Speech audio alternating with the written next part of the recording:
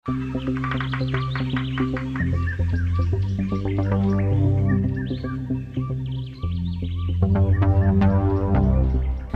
erakusketa honen helburua da pixkat baiauen bizimodua erakustea, eta baiauak zeintzu dira, Indonesian eta Filipinetan bizi dian nomada batzuk, urgaina bizi dianak, eta pixkanaka beraien bizimodua aldatzen nahi da, gauza askongatik, eta pixkat helburua da beraien bizimodua erakustea hemen.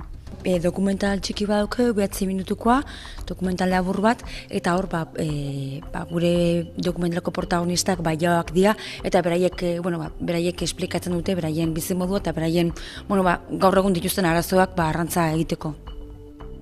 Bertara irekita dagoenen etor daiteke ikusi den oro, eta horretaz gain bisitak gidatu batzuk ere prestatu dituzue. Hori da, ostoguneetan egongo naiz hemen 7 aurrea, eta pixkat esplikatuko dut, gure esperientzia bizitu ginuna beraiekin, eta edozein duda bali mauke, handik azaltzeko kapazitatea edo almena bali maukat, esplikatuko dut. Erraza da zuen bizipen guzti horiek argazkitan erakustea? Ez.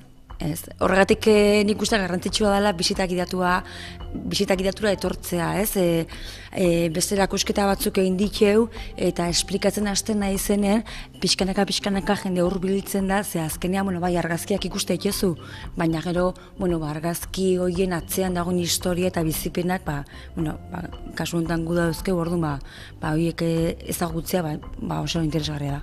Eta nola sentitzen zara zure erakusketa honetan?